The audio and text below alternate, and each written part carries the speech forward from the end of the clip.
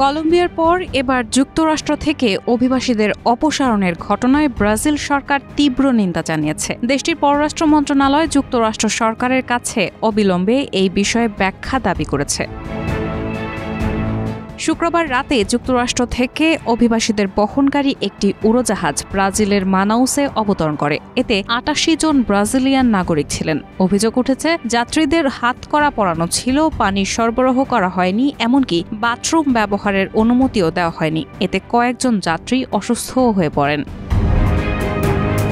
Brazil সরকারের মানবাধিকার মন্ত্রী জানিয়েছেন, যাত্রীদের মধ্যে অটিজম থাকা শিশুরাও ছিল, যারা এই ভয়ানক অভিজ্ঞতার মধ্য দিয়ে গেছে। যাত্রীদের থেকে জানা যায়, শীততাপ নিয়ন্ত্রণ ব্যবস্থা বন্ধ থাকায় প্রচণ্ড গরমে অনেকে জ্ঞান হারিয়ে ফেলেছেন। যুক্তরাষ্ট্রের প্রেসিডেন্ট ডোনাল্ড ট্রাম্প ক্ষমতায় আসার পর থেকে অভিবাসন নীতিতে কড়া পদক্ষেপ নিয়েছেন। নথিপত্রহীন অভিবাসীদের ধরপাকড় ও গণহারে বিতরণ চলছে। তবে ব্রাজিল সরকার বলছে, এই ধরনের আচরণ মৌলিক মানবাধিকারের লঙ্ঘন। ব্রাজিলের প্রেসিডেন্ট লুলা দা সিলভা বিষয়টি নিয়ে গভীর উদ্বেগ প্রকাশ করেছেন। তিনি ব্রাজিলিয়ান এয়ারফোর্সের একটি উড়োজাহাজ ব্যবহারের নির্দেশ দিয়েছেন, যাতে অভিবাসীদের সম্মানের সঙ্গে তাদের গন্তব্যে পৌঁছানো যায়।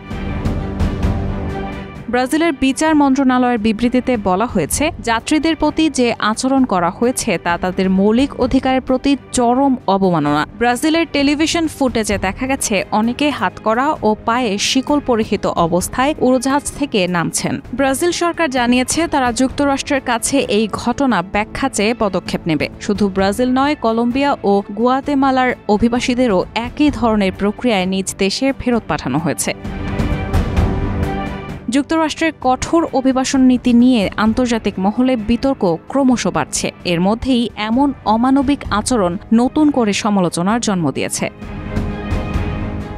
এদিকে সম্প্রতি অবৈধ অভিবাসীদের নিয়ে যুক্তরাষ্ট্রের সান দিয়েগো থেকে উড়াল দেওয়া দুটি সামরিক উড়োজাহাজ কলম্বিয়ায় অবতরণের কথা থাকলেও কলম্বিয়ার অভিবাসী বহনকারী ওই দুটি মার্কিন সামরিক বিমানকে অবতরণে বাধা দিয়েছে দেশটির প্রেসিডেন্ট গুস্তাভো পেট্রো। বার্তা সংস্থা রয়টার্স একটি প্রতিবেদনে এই তথ্য জানিয়েছে। বিমান দুটি অবতরণের অনুমতি না দেওয়ায় কলম্বিয়ার বিরুদ্ধে শুল্ক ও নিষেধাজ্ঞার পাশাপাশি অন্যান্য প্রতিশোধমূলক পদক্ষেপ নেওয়া হবে বলেও জানিয়েছেন মার্কিন প্রেসিডেন্ট ডোনাল্ড ট্রাম্প।